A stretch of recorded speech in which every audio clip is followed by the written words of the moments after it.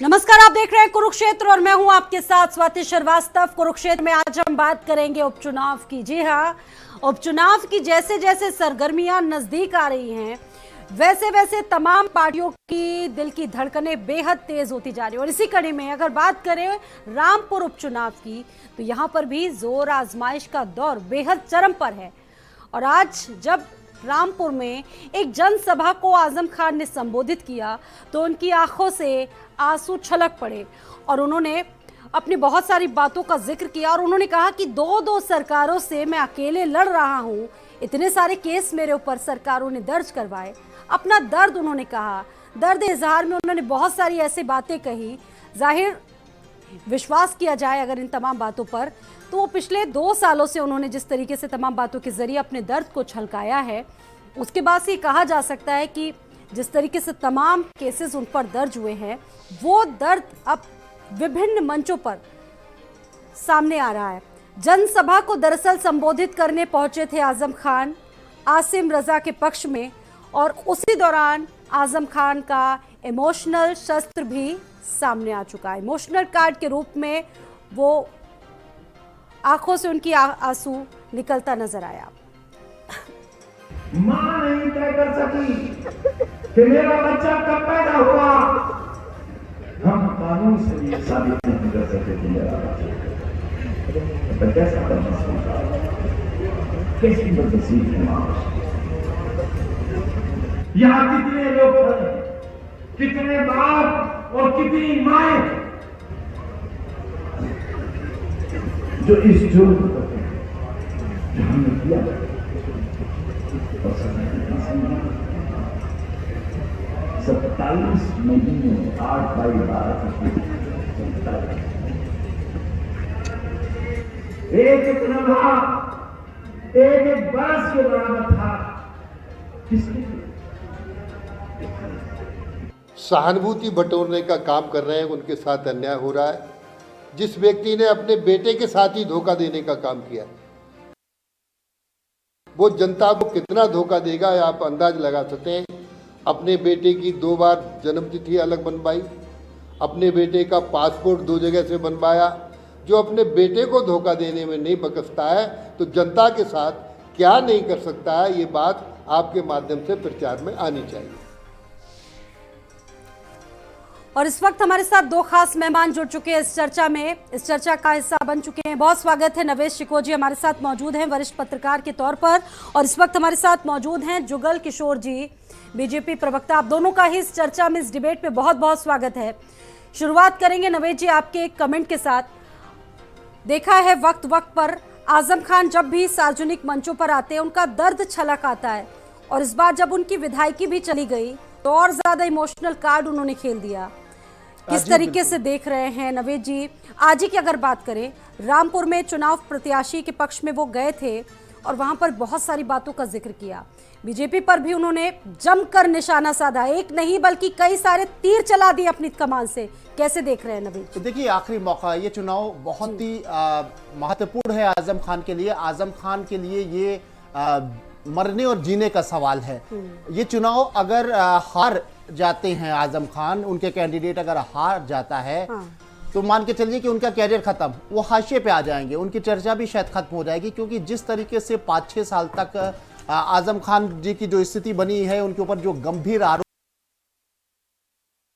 रहे, वो जेल में रहे, फिर उसके बाद में उनकी विधानसभा की सदस्यता गई, बड़े आरोप रहे।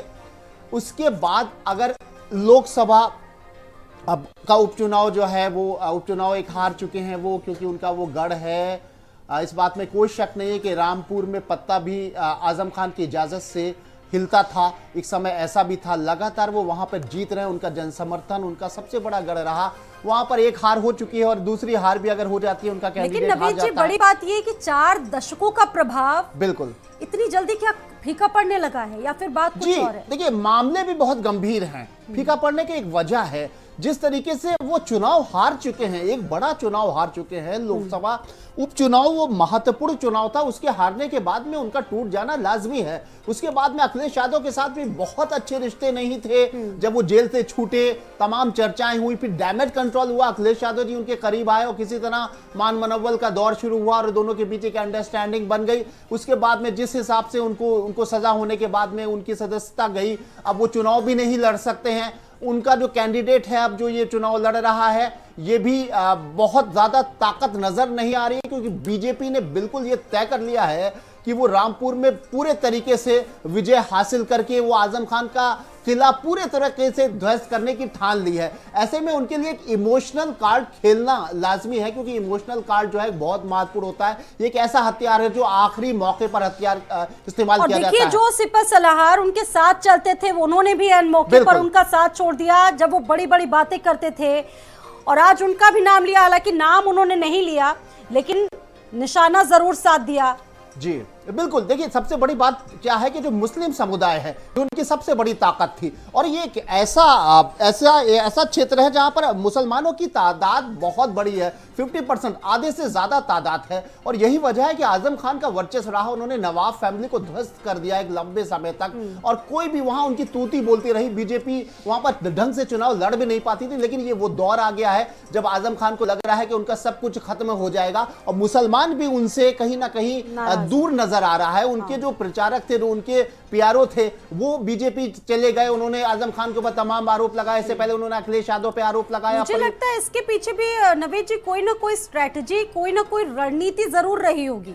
जी, जाहिर सी बात है। देखिए, रणनीति तो बीजेपी के है। बीजेपी जिस तरीके से उसका विजय रथ चल रहा है, तो ये वो समय है जब बीजेपी ये चाहती है कि आप जो समाजवादी पार्टी के मुख्य गढ़ हैं उसको भी हम ध्वस्त करके ये साबित कर दें कि हमारे सामने कोई भी नहीं है। इस बात में कोई शक नहीं कि उत्तर प्रदेश में आज की तारीख में समाजवादी पार्टी ही है। जिस तरह कांग्रेस की दशा है, जिस तरह से बसपा की दशा है, उसको देख के साफ तौर से ये कह सकते हैं कि बीजेपी के सामने केवल एक दल है, वो भी क्षेत्रीय दल है, उसका नाम है समाजवादी पार्टी। और समाजवादी पार्टी के जो किले हैं, समाजवादी पार्टी भी आज कमजोर हो चुकी है। उसमें तमाम शिवपाल और अखिलेश के बीच में मतभेद रहे और तमाम तकरारें रही। आजम खान भी कुछ रूठे रहे, वो जेल में रहे, तमाम आरोप लगे, तमाम चीजें ऐसी होती रही। लेकिन आज की समय जिस तरह से 2-3 चुनाव हारने के बाद में समाजवादी पार्टी और भी कमजोर लगने लगी, और ये लगने लगा कि अब मुख्य लक्ष्य जो है समाजवादी पार्टी के सारे है। जी। और देखिए नवेद जी, बड़ी बात यह कि 2 रण क्षेत्र ही सामने हैं, बीजेपी और समाजवादी पार्टी, कोई तीसरा नहीं है। यानी कि किसी के पास भी कोई बहाना नहीं होगा।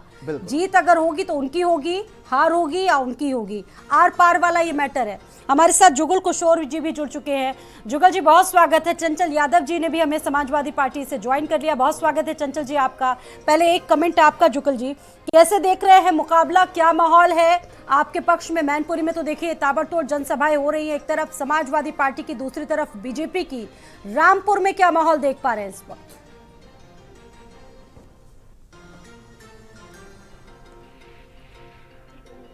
हमारे माहौल बीजेपी के पक्ष में है। हम सारी सीटें जीतने जा रहे हैं, इसीलिए नेता आजम खान बौखलाए हुए हैं और रोने का जो नाटक करते हैं। ये उस दिन नहीं रोए थे जब दलितों के घर उजाड़ दिए थे, दलितों की बस्तियां उजाड़ दी थी, वहाँ पे वाल्मीकियों की बस्तियां उजाड़ी थी, तब ये नहीं रोए थे।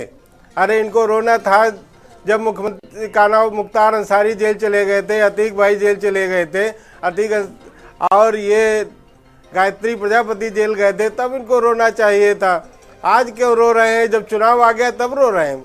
इनकी राज्यसभा गई तब नहीं रोए, पद गया, विधायकी गई तब नहीं रोए। आज इनको लग रहा कि मुसलमान भी मुझे साथ छोड़ दे रहा है, मैं बुरी तरीके से हार रहा हूँ, तो ये नाटक रच रहे हैं कि चुनाव जीतने के लिए कि मुसलमानों में हमारी सिंपैथी हो, हम चुनाव जीत जाएं। लेकिन अब सिंपैथी इनको वापस आने वाली नहीं, क्योंकि इन्होंने रामपुर को बर्बाद करके रख दिया है। रामपुर की जो स्थिति, सियासत जो वहाँ की है, वो कई खेमों में बढ़ चुकी है। अब इनसे बहुत दूर जा चुकी राजनीति है। अब इनके पास राजनीति रामपुर की आने वाली नहीं है। ठीक है, चंचल जी भी हमारे साथ जुड़े हैं। चंचल जी, क्या लग रहा है कि किला दरक रहा है, इसी वजह से आजम खान के आंसू छलक आए जनसभा के दौरान? क्या अभी से हार मान ली? देखिए स्वाति जी, सबसे पहले तो मैं कहूँगा कुछ भी किला दरक नहीं रहा है। अभी अगर आपको याद होगा 2022 का जब उत्तर प्रदेश का विधानसभा चुनाव था, आपको याद होगा कि आदरणीय आजम खान साहब जेल में रहते हुए 50,000 से ज़्यादा वोट से चुनाव जीते थे, आपको ध्यान होगा, और एक लंबी मार्जिन थी। और आप जो उपचुनाव की बात आप कर रहे हो, बीजेपी के द्वारा जिस तरीके से लोकतांत्रिक संस्थाओं की, लोकतांत्रिक व्यवस्थाओं की हत्या की जा रही है, मैं तो ये कह सकता हूँ स्पष्ट तरीके से, जिस तरीके से उपचुनाव हो रहे हैं, कि बीजेपी का तो लोकतंत्र में विश्वास ही नहीं है। अगर आप देखिए एक तरफ कि आप देखिए उसी रामपुर से लेकर के आजमगढ़ उपचुनाव हुए थे, चाहे वो आपका क्या नाम है, जो भी उपचुनाव भी हो रहे हैं, देखिए आपने कब ऐसा आज़ादी के बाद ऐसा कब हुआ कि जाति के आधार पर के देख करके चुनावी ड्यूटी लगाई गई? ऐसा आज़ादी के बाद कब हुआ कि जाति के आधार पर जो है एक विशेष जाति, एक विशेष पिछड़े बैकवर्ड को जो है इन्होंने जो है चुनावी ड्यूटी से छुट्टी भेज दिया? तो ये लोग केवल जो है लोकतंत्र की हत्या कर रहे हैं। आप मुझे बताइए, मेरे पास डेटा है, मैं डेटा की बात कर रहा हूं। आप सोचिए गलियों में फ्लैग मार्च हो रहा है। अभी आदरणीय आजम खान साहब की जो बात हो रही है, वो ऐसी बात जो उन्होंने कही है, मेरा ख्याल है कि उन्होंने स्पष्ट कहा है। उन्होंने कहा कि भाई चुनाव की जरूरत ही क्या है? अगर आप इस तरीके से सरकारी मिशनरी, सरकारी पैसे का अगर दुरुपयोग ही होना है तो चुनाव की जरूरत क्या है? बीजेपी के प्रत्याशी को डिक्लेयर कर दीजिए आप। जिस तरीके से बीजेपी के लोग शासन सत्ता का दुरुपयोग कर रहे हैं, ये जमाना हमेशा आपका नहीं रहेगा। और हमारे भाई साहब अभी बीजेपी के प्रवक्ता बोल रहे थे कि हमने जो है वहां पे क्या नाम है, आदरणीय आजम खान साहब ने रामपुर को बर्बाद कर दिया। आदरणीय आजम खान साहब की गलती बस इतनी है कि उन्होंने दलितों, पिछड़ों, अल्पसंख्यकों, जो जनरल में गरीब हैं, उनके लिए यूनिवर्सिटी बनाई, जो आम आदमी एक मतलब इतनी बेहतरीन यूनिवर्सिटी। बस्तियां उजाड़ी गई थी क्या? सुन लीजिए, इतने हमदर्द थे तभी अभी सुन लीजिए मेरी बात को। जुगल किशोर जी सुन लीजिए मेरी बात को, मैं आपसे सुन रहा था बड़े आराम से, आप अब भी सुनिए प्लीज। हाँ मैं सुन रहा हूँ, हाँ देखिए, आप मुझे बताइए कि क्या आपको याद होगा तो दलितों की बस्तियां आप कहाँ सुन रहे हैं? आप कहाँ सुन रहे हैं? आप लोग केवल बोलना जानते हैं, आप लोग केवल मन की बात करना जानते हैं, आप लोग बोलना जानते हैं, सुनना तो चाहते नहीं कभी। उसमें भी बोलिए, आप पहले सुनिए, लगेगा। जुगल किशोर जी सुनिए, आप अच्छे प्रवक्ता, सुनिए मेरी बात को पहले। मेरा सवाल है, आज के टाइम में उनका गुनाह, आदरणीय आजम खान साहब का गुनाह बस इतना है कि जो उन्होंने यूनिवर्सिटी बनाई, जो उसमें गरीब, जो किसान, अल्पसंख्यक, वंचित समाज के लोग हैं अच्छी शिक्षा पा सकें। लेकिन ये बीजेपी के लोगों को ये बात जो है खराब लगती है कि कैसे दलित का बच्चा, गरीब का बच्चा, अल्पसंख्यक का बच्चा, पिछड़ा बच्चा, जो जनरल में गरीब, उनके बच्चे कैसे पढ़ लिख जाएंगे। मेरा सवाल आपसे जुगल किशोर जी, आप मुझे बता दीजिए कि क्या आदरणीय आजम खान साहब 10 बार विधायक रहे हैं, 2 बार सांसद रहे, राज्यसभा रहे, आप मुझे बताइए क्या बकरी चोरी कर सकते हैं? क्या मुर्गी चोरी कर सकते हैं? क्या किताब चोरी कर सकते हैं? अरे शर्म आनी चाहिए आप लोगों को कि आप लोग कितने स्तर पे गिर जाओगे, इतना नीचे गिर कर राजनीति की जाती है। अरे ठीक है, विरोध है, आप जनता के बीच में आइए, आपका 2-2 हाथ होगा, मुकाबला होगा, जो जीतेगा देखा जाएगा, लेकिन आप इस स्तर पे मत गिरिए, संवैधानिक संस्थाओं का दुरुपयोग मत करिए। अच्छा ठीक है, आप एक सवाल का जवाब और दे दीजिएगा। शिवपाल यादव की भी सुरक्षा कम कर दी, जब वो चाचा भतीजा एक हो गए तो बीजेपी ने उनकी सुरक्षा भी कम कर दी। ये केवल वहां पर थे तब आपने वार नहीं किया, और जब वो एक साथ हो गए, एकजुट हो गए, उसके बाद सारी चीजें अपने आप खुल गई। इनके पास कोई जवाब नहीं होगा। देखिए, सरकार की व्यवस्था है, सरकार बीच बीच में इन वीआईपीओ की सुरक्षा की व्यवस्था की समीक्षा करती रहती है। जब समीक्षा करती है, जहां जरूरत होती है, तो आप मुझे बताइए कि बीजेपी के नेता की सुरक्षा कम क्यों नहीं हुई अभी तक? होती है वहां घटाई भी जाती है। बीजेपी के नेता का नाम बता दीजिए, उनकी समीक्षा आपने क्यों नहीं की? खतरा है, इसलिए सुरक्षा इनकी घटाई गई है। मैं कह रहा हूं कि ये वही लोग हैं जिन्होंने पार्लियामेंट के अंदर आरक्षण का बिल फाड़े थे। आज दलितों का आरक्षण के ऊपर आप बात कर पाओगे? आज आरक्षण के ऊपर आप बात नहीं कर पाओगे किशोर जी। आज हिम्मत नहीं है। अभी दिल्ली यूनिवर्सिटी के अंदर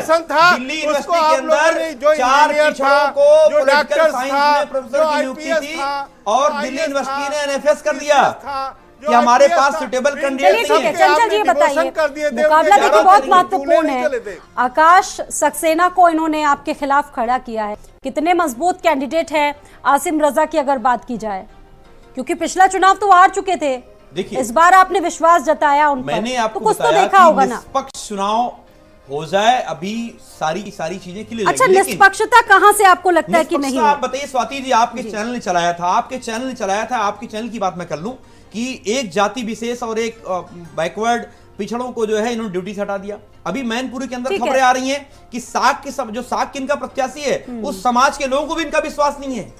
उस समाज के लोगों को भी हटा रहे हैं ड्यूटी पर से, उनको ड्यूटी पर से हटा रहे हैं और उनको छुट्टी पे भेज रहे हैं। तो इनका विश्वास जो है, बहुत गंभीर आरोप ये बहुत गंभीर आरोप है, बहुत गंभीर आरोप है। इसका क्या जवाब देंगे? ये इनके पास उसके कोई बाद जवाब नहीं होगा। मनीषा जी के पास जाऊंगी। देखिए, भारतीय जनता पार्टी सबका साथ सबके विकास के नारे पे चलती है। मोदी जी जब मैदान में, प्रधानमंत्री पद के मैदान में जब आए तो उनको कोई नीच कहा, कोई तेली कहा, कोई कुछ कहा, लेकिन प्रधानमंत्री जी ने उनका क्या जवाब दिया था? और उसके बाद कांग्रेस ने चोर कहा, ये उनका साथ दे रहे थे। लेकिन भारतीय जनता पार्टी पूर्ण बहुमत से जीत करके आई। यहाँ न जाति है न पाति है, यहाँ सिर्फ जाति जोड़ो, जाति तोड़ो, समाज जोड़ो का नारा। आरएसएस प्रमुख का आपने नाम सुना होगा।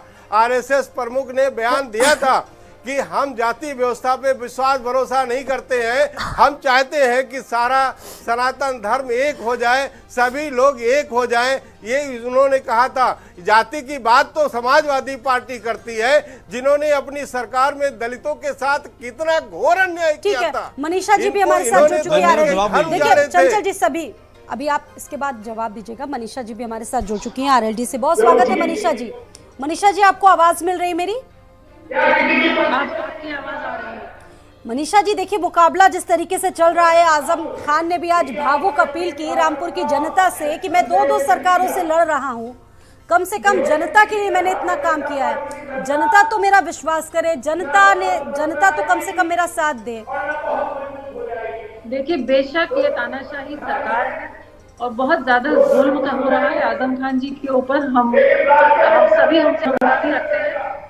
और इसके अलावा आप सुन सकते हैं और मैं भी आप समझ पा रहे होंगे कि मैं खतौली उपचुनाव में जमीन पर उतरी हुई हूँ जी। हम सभी यहाँ पर प्रचार में भी लगे हुए हैं और काफी चर्चाएं हो रही हैं। तो मैं आपको दावे के साथ बता सकती हूँ कि यहाँ तो मदन भैया जीत रहे हैं बहुत बड़े मार्जिन के साथ।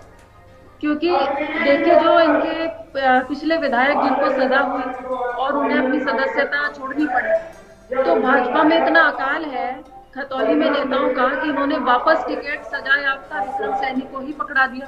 तो जनता में बहुत रोष है इसका कि क्या भाजपा उनको कोई अच्छा प्रत्याशी नहीं दे पाई।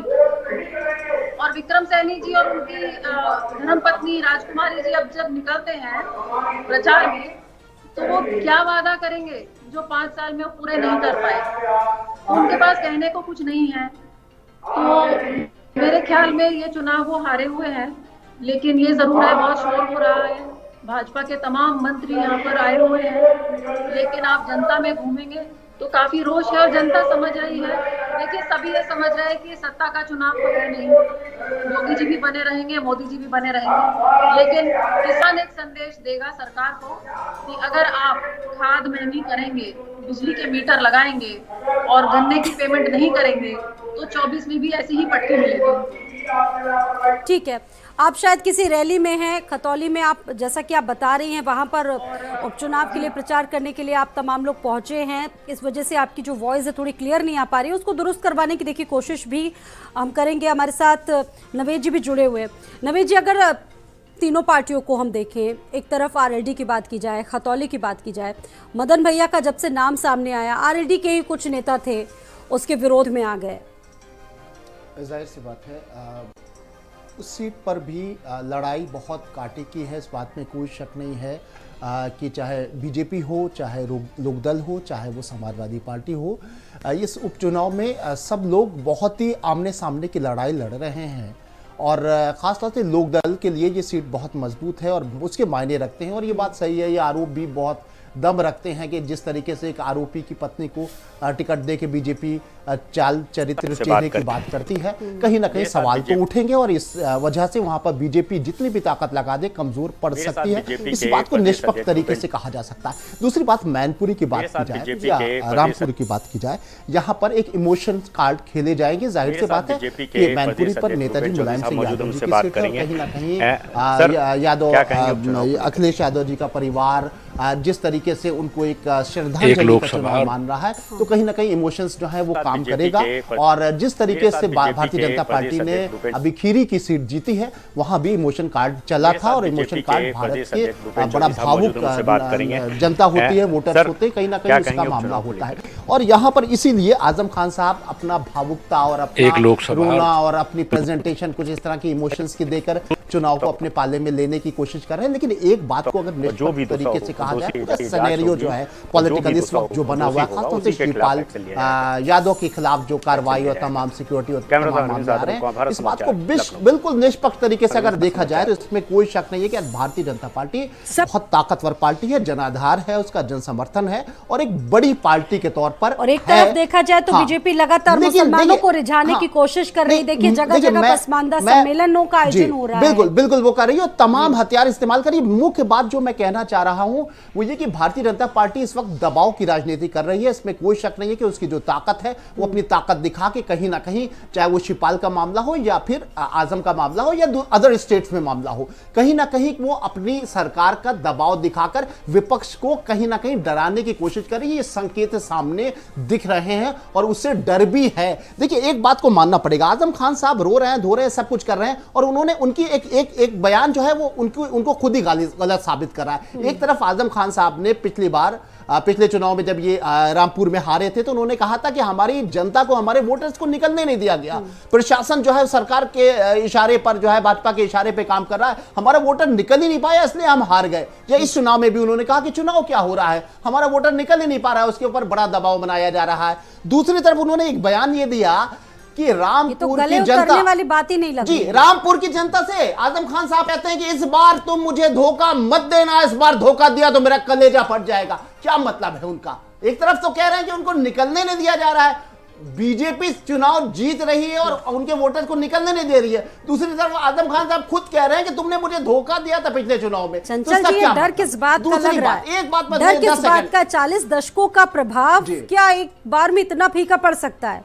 इतना फीका पड़ सकता है? देखिए स्वाति जी, एकदम मैं नावेद जी की बात से एकदम टोटली डिफर करता हूं, क्योंकि कारण यह है कि उन्होंने बताया कि जो बातें कह रहे थे आप सोचिए, बात सवाल यहाँ पे है कि आपने कहा कि निकलने की जहां तक बात है, मैं आपको बताऊं, प्रधान से लेके बीडीसी से लेके जिला पंचायत से लेके सबको डराया जाता है। जो सरकारी जो लोग इंस्टीट्यूट चलाते हैं उनको डराया जाता है, धमकाया जाता है। तो आदरणीय आजम खान साहब ने यही कहा कि आप डरो नहीं, आप इनका मुकाबला करो। और मुकाबला करने के लिए उन्होंने बताया, तो मुकाबला करने के लिए बताया तो कम से कम जैसे लोगों को डरा धमका करके घर में समाजवादी डरते हैं। आपको नहीं लोग बीजेपी में, देखिए पुराने साथी सर, मैंने बताया ना, आप खुद बताइए, समाजवादी दावा कर देते हैं, अखिलेश यादव जी भी ये कहते हैं समाजवादी नेता, लेकिन डर रहे हैं, वो भाजपा में जा रहे हैं, वो जांच से डर रहे हैं, वो मुकदमों से डर रहे हैं। इसको मानना पड़ेगा, देखिए इसको स्वीकार करना पड़ेगा। और आजम खान साहब कह रहे हैं कि धोखा मत देना, उन्होंने ये नहीं कहा डरना मत, उन्होंने कहा धोखा मत देना। मैं टूट जाऊंगा लेकिन डरूंगा नहीं, मैं झुकूंगा नहीं। देखिए बीजेपी भी कैंडिडेट उन्हीं लोगों को बनाती है जिनके खिलाफ, जिनकी वजह से आजम खान की प्रत्याशिता चली गई। नहीं, मेरी बात सुन लीजिए, विधायक की उनकी चली गई। आज के टाइम में अगर आप देखेंगे हेड स्पीचेस के मामले में तो बहुत लंबी फहरिस्त है बीजेपी के लोगों की। अगर कार्रवाई की बात आ जाएगी, अभी आजमगढ़ जिले की बात बता रहा हूं, निरहुआ ने बोला है कि असली यादव देश के, बाकी सब अखिलेश के। आप बताओ, इतनी बड़ी बयानबाजी आप एक जाति समाज के लोग कर रहे हो, उसके खिलाफ कार्रवाई करने की आपकी हिम्मत है क्या? चूंकि वो आपकी पार्टी के सांसद है, आपका दोहरा चरित्र है, आपका दोहरा रवैया है। और मैं एक दो बात नहीं कहूंगा, इनके अनेकों का दोहरा रवैया, जब आपकी पार्टी के लोग चरित्र है, डबल रवैया है, बयान देते तो आप लोग चुप हो जाते हैं। किशोर जी का एक जवाब दे दूं, उन्होंने जाति की बात कही थी कि समाजवादी पार्टी जाति से कह रहा हूं कि आजम खान साहब ने भारत माँ को डायन कहा था, इन्होंने देश में कहा था वंदे मातरम नहीं कहेंगे। आप जिस पार्टी में से आते हो, ये लोग आज पार्टी का इतिहास पढ़िए, ये लोग ये जातिवाद की बात नहीं करते। आरएसएस जब कहते हैं जनगण मन होता है तो लोकसभा से और राज्यसभा से निकल के बाहर आ जाते हैं। ये जातिवाद नहीं है, ये भारत विरोधी, राष्ट्र विरोधी काम नहीं है, भारत विरोधी काम करने के अपना इतिहास पढ़ने जिस समय इनकी सरकार थी, अभी जो डिबेट है उससे बात कर लीजिए, जुगल किशोर जी से बात कर लीजिए। मेरा सवाल, आप जो आपने सवाल किया था जाति की बात करने की, आदरणीय प्रधानमंत्री जी ने स्पष्ट कहे थे कि बताइए प्रधानमंत्री पद पे बैठा हुआ व्यक्ति कहते हैं पिछड़े समाज से आता हूँ, भाइयों बहनों पिछड़े समाज से आता हूँ, मुझे क्या क्या कहा जाता है। दूसरा उदाहरण आपको बताता हूँ, आपके सेंट्रल गवर्नमेंट में जो 15-16 मंत्री बनाए गए, पूरे देश में होर्डिंग लगाई गई थी, पूरे उत्तर प्रदेश में होर्डिंग लगाई गई थी कि पिछड़े समाज के इतने लोगों को हमने मंत्री बनाया, दलित समाज के इतने लोग हमने मंत्री बनाया। ठीक है जाति की बात कर रहे हैं लोग हैं। चंचल जी, मैनपुरी में जिस तरीके से प्रचार हो रहा है डिम्पल यादव के पक्ष में, ठीक है, अगर आप लोग कहीं कमजोर हैं भी तो अखिलेश यादव को खुद मैदान में उतरना चाहिए था, क्यों नहीं पहुंचे? स्वाति जी क्यों नहीं पहुंचे अखिलेश? फिर देखिए स्वाति जी, कोई भी व्यक्ति पहुंच जाता। देखिए मैं आपको स्पष्ट कहना चाहता हूं कि समाजवादी पार्टी जो है पूरी जितने बेहतरीन तरीके से चुनाव लड़ रही है, और आप देखेंगे तीनों सीटें हम लोग जीतने जा रहे हैं, 3 की 3 सीट देखे जाए। और देखिए ये बहुत बड़ा मैसेज भी जाएगा। अच्छा ये बताइए, पिछले उपचुनावों से कोई सबक सीखा है आपने? हम लोगों ने बहुत सारे सबक सीखे हैं, जो भी हमारी कमियां नहीं उसको हम दूर करने का प्रयास किया। अच्छा, पिछली कमियां क्या थी? चंचल जी बता दीजिए, पिछली कुछ कमियां थी। मेरी बात चुनाव में उन्होंने कहा था निकलने की जरूरत नहीं है, निकल रहे हैं। बीजेपी ने उनको सबक, उनको बहुत कुछ सिखा दिया। हमने कहा कि जो इनका जो पिछली बार तो आपने बीएसपी पर आरोप लगा दिया था कि उनके प्रत्याशी की वजह से शायद हम हार गए। इस बार ना बीएसपी है आपकी राह में रोड़ा बनकर, ना कांग्रेस है, दोनों पार्टियां क्लियर है। चौकन्ना हुए। अभी देखिए माननीय चुनाव आयोग ने अभी जो है लिस्ट मांगी थी, पूरे के पूरे जो है हर विधानसभा से लिस्ट दे दी गई है, और स्पष्ट जो है बकायदा लिखित बकायदा रिटर्न में हर विधानसभा से 15-15, 20-20 हजार वोट कटे हैं। आप ऐसा सोच सकते हैं कि 70 से 80 विधानसभा सीटें ऐसी थी जहां पे 10,000 से ऊपर ज्यादा वोट कटे हैं। आप सोचिए, तो एक जाति विशेष के लोग वोट काटा गया है, और ये जो चालाकी से काटा गया है, इसकी सीखने की बात मैं कर रहा हूं। इन सब चीजों के लिए हम लोग चौकन्ना हो गए हैं। अब एक एक वोट की निगरानी हो रही है, और इनका जो है ना जो पिछले दरवाजे से लोग 3-5 करते हैं वो नहीं होने पाएगा अब। और आप देखेंगे जो उपचुनाव तीनों सीटें चल रही हैं, हम तीनों की तीनों सीटें समाजवादी पार्टी बहुत ज्यादा समाजवादी पार्टी रख रही है। पिछली बार जो गलतियां हुई थी उन गलतियों से इन्होंने सबक सीख लिया है। गलतियां नहीं, मेरा कहने का तात्पर्य ये था स्वाति जी, ये और नीचे जा रहे हैं। पिछले बार तो विधानसभा का चुनाव ठीक से लड़ा था, इस बार ये और बहुत नीचे जा रहे हैं। चुनाव की बात हो रही है, वो भी ख्याति नहीं मिलने वाली। किशोर जी भाग जा रहे हैं आप। आजमगढ़ का किला भी पूरा दरक गया। जातिवाद का आरोप सिर्फ लगाया, ओवर कॉन्फिडेंस की वजह से। जातिवाद का आरोप आप जातिवादी की बात कर रहे हैं, जिस जाति से आप आते कितने सच्चो हैं आपकी जाति के, आप बता पाएंगे क्या? और पटेल आप जी जिस को, जाति से आते कितने सच्चो हैं आपकी जाति पटेल के, जी को कहाँ सम्मानित किया, बता गांधी जी पाएंगे? को सम्मानित किया। आपको क्या लगता है? आप तो लोहिया नहीं, मेरे सवाल का जवाब दीजिए जुगल किशोर जी, आप जिस जाति से आते हैं एक बेसच्चों का नाम बता दीजिए। पटेल जी का जगह जगह में अपमान किया है। हमारी तो पार्टी सभी लोगों को साथ लेकर के चलने का काम करती है। आप गलत बोलते हैं कि पार्टी जातिवाद करती है। आप मुझे बताइए, अभी रामपुर में कई सारे लोग घर तोड़े गए हैं, वो जो आपका बुलडोजर है ना, वो देखता है पिछड़ा, दलित, बैकवर्ड, उन सबको देख करके कार्रवाई करता है आपका बुलडोजर की 2 आंखें हैं, कौन से जो है कौन से किस जाति का है, किस समाज का है, और अगर जनरल में है, अगर वो सफाई उसको भी आप दंडित करने का काम कर रहे हैं। लेकिन समय का इंतजार करिए, समय हमेशा एक जैसा आपका नहीं रहेगा, और यही जनता आपको उठा के बाहर फेंकेगी। आपको याद करिए 22 साल बाद सत्ता में आप आए थे, वहाँ अगर यादव नाम लगाता 22 साल बाद कोई सत्ता में आप आए थे, करता था, न डीएम करता था, न एसपी करता था। वो एसपी भी झुक करके आज की अगर बात कर ले, भारत समाचार से बात की डिम्पल यादव ने, उन्होंने वहां पर भी आरोप लगाया कि वहां के जो जिले के जिलाधिकारी हैं, एसएसपी हैं, वो सीधी तौर पर बीजेपी के लिए काम कर रहे हैं। आज की अगर बात करें, बताया अभी बहुत सारे चुनाव में ड्यूटी और छुट्टी पे भेजा जा रहा है, केवल जाति के आधार पे देख करके पिछड़ों को हटाया जा रहा है, वहाँ पे बैकवर्ड को हटाया जा रहा है, अब बर्मा को हटाया जा रहा है, साग को हटाया जा रहा है, कहां बड़ाई ठेके। ठीक है, जवाब दीजिए जुगल जी, इस पर जवाब दीजिए, क्या ऐसा वाकई हो रहा है? और अगर ऐसा हो रहा है तो क्या ये न्यायोचित है? क्या अगर इतने बड़े गंभीर आरोप लग रहे हैं तो मुझे लगता है इसकी मॉनिटरिंग होनी चाहिए। अगर आप निष्पक्ष हैं तो क्या मॉनिटरिंग कर पाएंगे? ये नहीं, इनके पास कोई जवाब नहीं होता है। जुगल जी, होनी चाहिए ना, सभी पार्टियों को स्वतंत्र अधिकार है चुनाव लड़ने का। दिल्ली यूनिवर्सिटी के अंदर 4 सीट थी पिछड़ी जाति की, प्रोफेसर की पॉलिटिकल साइंस में, केवल 2 सीटों पे नियुक्ति की गई है, 2 सीटों में एनएफएस कर दिया गया, उनको सुटेबल कैंडिडेट नहीं मिले, ऐसा कह दिया गया। क्या बीजेपी के किसी भी पिछड़ी जाति के जो मंत्री बताए जाते हैं, क्या किसी की हिम्मत है कि वो बात बोल पाएंगे कि आपने एनएफएस क्यों कर दिया? जिस दिन बोल देंगे अगले दिन उनका मंत्रालय चला जाएगा। आप क्या बात कर रहे हैं? आप इसी चैनल के माध्यम से आप बोल दीजिए कि वहां पे गलत हुआ है, आप बोल पाएंगे क्या? वहां दिल्ली यूनिवर्सिटी में जो हजारों संख्या में इंटरव्यू लड़के दिए, उनको जो है एनएफएस कर दिया गया, कहा गया सुटेबल कैंडिडेट नहीं मिल रहे हैं, क्या आप बात करेंगे? बस ये है कि बस जो क्या समझौता करना है आप करते रहिए, लेकिन आने वाली पीढ़ियां आपको माफ नहीं करेंगी। वो पूछेंगी ठीक कि है, जब देश बिक रहा था, जब देश की संवैधानिक संस्थाएं नहीं काम कर रही थी, आजम तब खान आप कहां की से क्या आप बता लगता नहीं है कि पाओगे? कुछ काम आएगी इस बार जनता के, या फिर वही ढाक के तीन पात? नहीं, देखिए, जनता ने जो रुख अपनाया था उपचुनाव में, पिछले रामपुर चुनाव में लोकसभा की जो सीट खाली हुई थी उसके लिए उपचुनाव हुआ था, बीजेपी का जीतना जो है वो अपने आप में एक बड़ी सफलता रही, और उसकी घबराहट समाजवादी पार्टी के नेताओं में होना लाजमी है, क्योंकि वो ऐसी जगह है, वो ऐसा क्षेत्र है कि जहाँ 50% से ज़्यादा तो मुस्लिम आबादी है। उसके बाद भी अगर वो एक चुनाव हार चुकी है समाजवादी पार्टी, और आज कहीं ना कहीं घबराहट होना लाजमी है, लेकिन वो पूरी कोशिश कर रहे हैं। आजम खान जिस तरीके से भाषण दे रहे हैं, जिस तरीके से सक्रिय है, जाहिर सी बात है वो बीमार जरूर हैं, उनकी उम्र भी है, तमाम तरह के दबाव में, उसके बाद भी वो जिस तरह लेकिन मेहनत ये कर रहे हार हैं, बहुत बड़ा संदेश देगी, एक बहुत बड़ा संदेश देगी। बहुत बड़ा संदेश। आजम खान जैसे दिग्गज नेता, ठीक जी। है, चुनाव नहीं लड़ रहे हैं, अगर वो किसी प्रत्याशी को खड़ा कर रहे हैं, पक्ष में जन उन्हीं की समर्थन कर प्रतिष्ठा रहे है, हैं, वो उन्हीं का सब उनकी कुछ पूरी है। प्राण प्रतिष्ठा लगी हुई है। देखिए, 4 दशकों की राजनीति, नवेद जी, बहुत बड़ी बात होगी। मैं एक चीज कहना चाहूंगा, एक बहुत इंपॉर्टेंट बात है। समाजवादी पार्टी लगातार जब भी चुनाव हार रही है, वो एक बात कह रही है, बहुत गंभीर बात है, मुझे लगता है इस पर चिंतन मंथन सबको करना चाहिए है। वो लगातार ये बात कर रही है कि चुनाव की तरह नहीं हो रहा है, तानाशाही हो रही है, सरकारी तंत्र का इस्तेमाल हो रहा है, वोटर को वोट डालने नहीं दिया जा रहा है। ये बड़े बड़े अखिलेश यादव बहुत बड़े जैसे गंभीर नेता अगर आरोप लगा रहे हैं, उसके बाद भी अगर ये सिर्फ बाइट देने से या बयान देने से काम नहीं चलेगा। अगर ये बात सच है, अगर उनको ये आरोप सचमुच वो,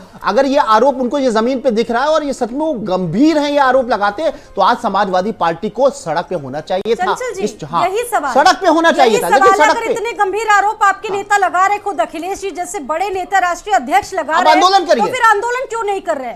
स्वाति जी, इंतजार किस करिए, चीज का डर? इंतजार करिए। कहेगा आप एक उपचुनाव हार गए, दूसरा फिर उपचुनाव हो रहा है, विधानसभा हार गए। सदन तक लड़ने का काम करती है। आपको ध्यान होना चाहिए, यही समाजवादी पार्टी जो है सदन से लेकर सड़क तक लड़ाई लड़ने, आम जनमानस के कई सारे मुद्दे पर लड़ाई लड़ने का हम लोगों ने काम किया है। देखिए, सवाल ये है, आदरणीय आजम खान साहब, वो देखिए, आप इतने निचले स्तर पे आप राजनीति कर रहे हो। मैंने बताया ना कि सोचिए, आज के टाइम में एक ऐसे इंसान के ऊपर कोई भ्रष्टाचार का आरोप नहीं लग पाया अभी तक इनकी सारी की सारी एजेंसियां काम कर रही हैं, इनकी सारी एजेंसियां काम कर रही हैं। मैं आपको स्वाति बताता हूं, अभी देखिए ईडी के जो चीफ हैं संजय कुमार मिश्रा जी हैं, आप बताइए ऐसी सरकार की कौन सी परेशानी है कि 2-2 बार उनको जो है एक्सटेंशन दे दिया गया, सेवा विस्तार दे दिया गया, 2-2 बार उनको सेवा विस्तार दिया गया है। और बड़े मजे की बात है कि आप सोचिए किसी एक ऐसे व्यक्ति को जो लगातार आप सेवा विस्तार दिए जा रहे हो, तो सवाल उठता है कि यानी कि आप केवल और केवल सत्ता के बल पर संवैधानिक संस्थाओं की लगातार गला घोट रहे हो। आप क्या आप आने वाले समय में जवाब कहां दे पाओगे? आप जवाब कैसे दोगे? आप क्या ये पूरा हिंदुस्तान नहीं देख रहा है? क्या लोकतांत्रिक व्यवस्था आज के टाइम में पूरे हिंदुस्तान की, जिसके ऊपर सवाल उठ रहा है, पूरी दुनिया देख रही है सरकार किस तरीके से एक माननीय सांसद के ऊपर आप मुर्गी चोरी का आरोप लगाते हो, मुर्गी चोरी का आरोप में जेल भेजते हो, इसलिए तीसरी बार भी बनेगी। आप बताइए आपने कितना परेशान किया, और सोचिए कोई आदमी कितना रहेगा, कितनी हिम्मत रखेगा। आप सोचिए उसके बाद आम जनमानस के लिए जो लड़ाई लड़ा है, जो आम जनता के लिए उन्होंने यूनिवर्सिटी बनाई है, उनको दर्द होता है कि हमने, हमारी गलती क्या है, हमने केवल इतनी बड़ी गलती कर दी कि हमने एक यूनिवर्सिटी बनाई जिसमें एक गरीब का बच्चा भी पढ़ सकता है, बीजेपी के लोग देख नहीं सकते। ये तो इनका जो चेहरा है, जो इनका चाल चरित्र चेहरा है, जनता समझ चुकी है। आने वाले समय में आप देखेंगे स्वाति जी, इनको जवाब मिलेगा, एक एक सीट से जवाब मिलेगा। जुगल जी, आरोप लगते हैं कि सरकारी संस्थाओं का दुरुपयोग बीजेपी करती है, इससे पहले की सरकारों पर भी लगता है कोई बहुत बड़ी बात नहीं है, लेकिन आप कैसे जवाब देंगे? क्योंकि कांग्रेस भी आरोप लगाती है, बीएसपी भी आरोप लगाती है, समाजवादी पार्टी ने भी आरोप लगाया। मैं सूप नहीं कह रहा, सूप बोले चलनियों का बोले पहले कहावत बोल दिया आपके लिए। सरकार में जिस तरीके के दुरुपयोग होता था सरकारी संस्थाओं का, उस तरीके से कभी कोई कर ही नहीं सकता है। आइरोरी का चुनाव हुआ, आज के टाइम में अगर स्वाति की बात करें, पूर्वांचल जिले में अभी काफी सारी मिलें चालू नहीं हो पाई हैं, गन्ना किसानों की बहुत समस्याएं हैं, आज नहरों में पानी नहीं आ रहा, सिंचाई की समस्याएं हैं, उसके ऊपर ये बात नहीं करेंगे, इनके पास कोई जवाब नहीं होगा। आज के टाइम में जो किसानों को डाई नहीं मिल रही, यूरिया नहीं मिल रही, उसके ऊपर ये बात नहीं करेंगे। जो ये कहते थे किसानों के हम आधी बिजली माफ कर देंगे, उसके ऊपर इनकी बात करने की हिम्मत नहीं है। ये केवल मुझे तो मुद्दे दिख ही नहीं रहे इस बार चुनाव में। आपको मुद्दे दिख रहे हैं? हैं। जिला मुद्दे आज दिख के रहे हैं टाइम क्या? में आज के टाइम में इनके पास कोई काम मैनपुरी में नहीं तो है। कोई विकास का मुद्दा है ही इनके पास कोई नहीं, काम क्योंकि नहीं है। जिस मुद्दे पर चुनाव होता था विकास ने कुछ किया नहीं, विकास तो ऑलरेडी वहां पर हुआ है। पर इस्तीफा लिया नवीन गया जी। था। जी बिल्कुल, देखिए एक बात को थोड़ा सा खुल के कहना पड़ेगा। मैं कह रहा हूं कहते हुए कि अच्छा इनकी नहीं लगेगा। संस्थाओं में इस कितना जो दुरुपयोग पॉलिटिकल सरकारी सिनेरियो संस्थाओं में सामने होता आया था। है, मेरी पत्नी जिला पंचायत अध्यक्ष थी, उस समय इन्होंने जबरदस्ती उससे इस्तीफा लिखवा लिया था और कहा था नहीं तो जी, तुम्हारे पूरे इसलिए आप भी कर रहे हो। इसी आपके ही शासन में इसीलिए आप भी कर रहे हो।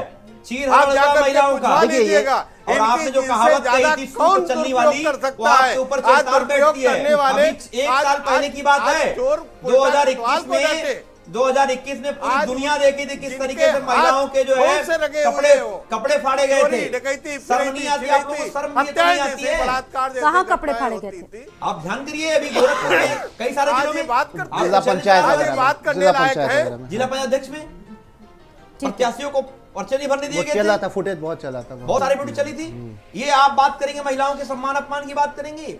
अभी आए दिन ऐसा कौन सा जिला है जहां पे आए दिन घटनाएं न घट रही हो महिलाओं को लेकर हमने के? जितना महिलाओं का सम्मान किया है, शायद आज राष्ट्रपति हमारी महिला ही एक वो राष्ट्रपति है, वो भी आदिवासी की। आपने तो कभी इनके विषय में सोचा तक नहीं था। आप किस महिला की बात करते हैं? आप डिंपल यादव की बात करना चाहते हैं क्या? वो सम्मान नहीं करते? नहीं, नहीं, आप हम लोग विक्रम राजकुमारी सैनी जी की बात करें, महिलाओं का सम्मान था। राजकुमारी सैनी जी की बात करें, राष्ट्रपति की बात नहीं अभी करते। जो हम सर्वोच्च जिस पद व्यक्ति पर की वजह से सीट डॉक्टर खाली हुई अम्बेडकर है, ने कहा जो था एक आरोपी देश हैं, की आजादी उनकी हम पत्नी तभी को टिकट नहीं दिया गया है। जब नीचे अभी नावेद तबके जी का ने बहुत आदमी पहले ही कहा एक था कि सर्वोच्च एकदम पद पर आपके पास बैठेगा, तो जवाब नहीं तब होगा देश इसके की लिए, सच्चे मायने उसके में बारे में आप बात आजादी नहीं होगी। करोगे। आज वो सच्चे मायने में आजादी और नरेंद्र महिलाओं के मोदी सम्मान की भाई बात आदरणीय प्रधानमंत्री नेताजी ने करके फूलन दिखाया देवी है, को, और सही माने में स्वर्गीय फूलन देवी देश को आजाद है। सम्मान एक जो है एक पिछड़े अति आज पिछड़े आजम समाज खान को के बारे में बात कीजिए। ला करके उन्होंने सम्मान दिलाने का काम किया है। आजम खान पर देखिए, चूंकि ये डिबेट है, इमोशनल कार्ड से जीतेंगे उपचुनाव या फिर नहीं, इस पर हम चर्चा कर रहे हैं और इसी पर ही चर्चा सीमित रहे तो ज्यादा बड़ी बात है। बड़ी बात यह भी है कि आजम खान का किला ढहाने के लिए बीजेपी पूरी तरीके से तैयार है, पूरी की पूरी फौज दिख रही है। आप क्या से कौन दिख रहा है वहां पर? कोई दिख रहा है? देखिए मैं आपको कोई बताऊं, दिख रहा है? नहीं, चंचल सब लोग जी, दिख रहे हैं। समाजवादी कौन पार्टी दिख रहा है? के अखिलेश गए एक बार भी, डिंपल गई एक बार भी, दूसरे कोई और नेता नजर आए। इससे पहले भी उपचुनाव हुआ, वहां पर भी आपने आपका हारा हुआ प्रत्याशी जीत चुका था, वहां के लिए आपने क्या तैयारी है? स्वाति जी मैं आपको बताऊं, Samajwadi party cadre based party है और नीचे से लेकर के हमारे पास जो है कार्यकर्ता चुनाव लड़ता है, कार्यकर्ता मेहनत करता है, बूथ से लेकर के हर जगह तक मेहनत करता है, सड़क तक। मैं आपसे कहना चाहता हूं कि एक एक कार्यकर्ता इसमें जी जान लगाया हुआ है और आदरणीय आजम खान साहब की जो अपील है, पसीना बह रहा है, नो डाउट बह रहा है, लेकिन मैनपुरी में ही बह रहा है। नहीं पूरे आपने देखा होगा अभी जो है क्या नाम खतौली की सीट हो, रामपुर की सीट हो, सब जगह समाजवादी पार्टी के लोग लगे हुए हैं और हमारे गठबंधन जो हमारे गठबंधन पार्टी है, वो जिससे गठबंधन हमारा है आरएलडी भी, लोग जी जान लगा करके पार्टी को तीनों की तीनों सीटें समाजवादी पार्टी जीतने जा रही है। आप इस बात में गुमराह मत करिए। लेकिन मैं आपसे कहना चाहता हूं कि जिस तरीके से रामपुर के अंदर और मैनपुरी के अंदर भी बहुत सारी चीजें सामने आ रही हैं, ये बहुत दुर्भाग्यपूर्ण है। क्योंकि ये देखिए सीट लोग चुनाव आते रहेंगे जाते रहेंगे, हार जीत लगी रहेगी, लेकिन ये देश जो है सर्वोपरि है, लोकतांत्रिक व्यवस्था सर्वोपरि है। ये लोकतांत्रिक व्यवस्था है, ये बचे रहना चाहिए। शायद कर रहे हैं लोकतांत्रिक व्यवस्था की हत्या नहीं होनी चाहिए, जिसका आरोप बीजेपी पर हर बार लगता है। हर बार चुनाव होते हैं और दूसरी पार्टी आरोप लगा देती है कि आप लोगों ने अपनी सार्वजनिक संस्थाओं का दुरुपयोग करवाया, जिला प्रशासन की भरपूर कोशिशें रही इन्हें हरवाने में। तो कहीं ना कहीं तो राजनीतिक शुचिता आपको बरकरार रखनी होगी ना, क्यों नहीं दिखाते आप? लखीमपुर में सरेआम के विधायक पैसे मैं ये कह रहा हूं कि समाजवादी पार्टी से ज्यादा दुरुपयोग कोई नहीं करता। ये लोग जैसा किए हैं वैसा कह रहे हैं। मैं कह रहा हूं मेरी पत्नी जिला पंचायत अध्यक्ष थी 2012 में, जबरदस्ती इस्तीफा लिया था और वोट भी नहीं करवाया था, जबरदस्ती इस्तीफा लिया था। आज ये हमारे ऊपर आरोप कोई जबरदस्ती इस्तीफा ले लेगा? अब क्या और ये क्या आरोप लगाएंगे? अविश्वास प्रस्ताव आता है, जिनके हाथ खून से सजे हो, और एक दो उदाहरण नहीं है, खून से सने हो, एक दो उदाहरण नहीं है, इसी सरकार में, हत्या बलात्कार जैसे सरकारी संस्थाओं के माध्यम से करते थे। जिस तरीके से शासन सत्ता का दुरुपयोग हुआ पूरी दुनिया देखी है। और लोग सोचिए ऐसा कब हुआ था किसी महिला के साथ जो है जबरदस्ती हुई थी, जो पर्चा दाखिला नहीं करने दिया गया, उसके पर्चे उसे कपड़े चुनाव साबित कर देगा, ये चुनाव कपड़े फाड़ दिए गए। आपको याद है कि मैं याद दिलाऊं, संस्थाओं का दुरुपयोग करता है। अभी देखिए, गुजरात बता देंगे, हिमाचल बता देंगे, अभी माननीय और यूपी भी सर्वोच्च बता न्यायालय देंगे, ने मैं सब बता दूंगा। टिप्पणी दी है आप चुनाव पूरे आयोग के देश CEC में को बता लेकर के। देंगे। आपको अरे आप जहाँ पूरे एक प्रदेश में थे वहां भी नहीं रह गए, आपके पास रोने आपका ये घमंड हमारे लिए अच्छा है। आप याद करिए 2002 के बाद, सभा में नहीं, वो लोग 2002 के बाद 17 साल बाद उत्तर प्रदेश में आए थे, 15 साल बाद यहाँ विपक्ष बनने लायक इस बार जाएंगे तो सदस्य नहीं, पता नहीं चलेगा। ठीक है नवेद जी। जी, एक कमेंट आपका। देखिए, ये बात आपने बिल्कुल सही उठाई कि जिस तरह से रामपुर में चुनावी माहौल दिखाई दे रहा है तो नहीं लग रहा है समाजवादी पार्टी वहां लड़ रही। जिस तरह से सिर्फ आजम खान नजर आ रहे हैं तो लग रहा है कि आजमवादी पार्टी वहां पर लड़ रही है, क्योंकि जाहिर सी बात है कि चुनौती है, बड़ी चुनौती है और बड़े नेताओं को वहां समाजवादी पार्टी के जिस तरह पहुंचना चाहिए नहीं पहुंच रहे। दूसरी बात, इस बहुत महत्वपूर्ण बात है, इसको समझना पड़ेगा कि इसमें कोई शक नहीं है कि रामपुर में जो कैडर है समाजवादी पार्टी का, जो आजम खान के खास लोग हैं, वो सब टूट गए हैं, डर गए हैं और कहीं ना कहीं उन्होंने पैर पीछे कर लिए और वो भाजपा ज्वाइन कर रहे हैं। उनके अंदर डर है और ये बात भी सही है कि बहुत बड़ी संख्या में वहाँ समाजवादी पार्टी के कार्यकर्ताओं के ऊपर मुकदमे हैं और लगातार मुकदमे हो रहे हैं, वहाँ भय का माहौल है, इसको आपको समझना होगा। दूसरी बात, जिस तरह से इस पूरा सिनेरियो सामने, अरे देखिए, कहने में कुछ भी कह दीजिए, आपको भी पूरी फौज खड़ी कर देनी चाहिए, बीजेपी की पूरी एक फौज चीज जा रही है। एक चीज स्वाति जी मैं कह दूं, एक चीज मैं एक बात कह दूं, जिस तरह से शिवपाल जी जब बिदके हुए थे अखिलेश यादव से तो उनके खिलाफ कुछ नहीं, जिस भरत मिलाप जैसे ही होता है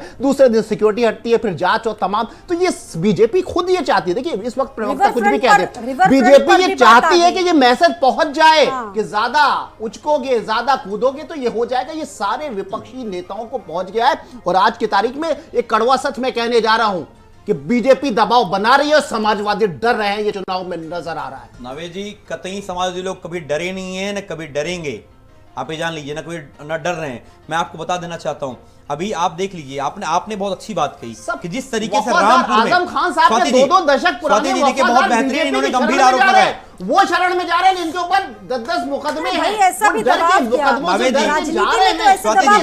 अभी नावेद सर ने बहुत बेहतरीन बात कही है, मैं आपको धन्यवाद करता हूं कि आपने जमीनी हकीकत बताई है, आपने जमीनी हकीकत बताई है, जिस तरीके से लोगों के ऊपर फर्जी मुकदमे थोपे जा रहे हैं। डर रहे हैं ना, नहीं डरेंगे, नहीं डरेंगे, आप, मैं चैलेंज करता हूं, नहीं डरेंगे। नावेद जी सुनिए, भाजपा चलेगा, वोट नहीं दे रहे, लोकसभा का उपचुनाव हरा दिया, इसलिए कि हमें टैग लगा हुआ है, रामपुर की जनता डरी हुई है, उसको लगता है कि हमें अछूत समझ लिया है, विकास कार्य नहीं होंगे, मुकदमे होंगे, समाजवादी को बैठूंगा।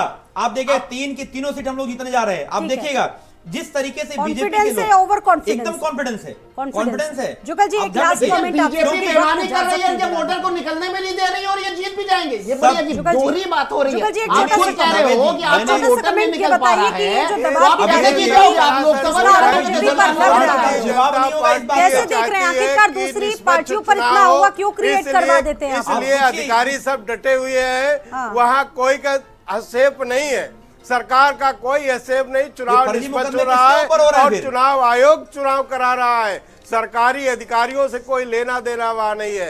ये अपना इतिहास, अपनी सरकार का इतिहास दोहरा रहे हैं, वहां कोई चुनाव में पक्षपात नहीं हो रहा, ये चुनाव हार रहे हैं, इसलिए डर की वजह से आप सभी का बहुत बहुत शुक्रिया, बहुत शुक्रिया, आप सभी का बहुत शुक्रिया, आप सभी का इस चर्चा में शामिल होने के लिए। इसी के साथ कुरुक्षेत्र में आप सभी का बहुत बहुत स्वागत।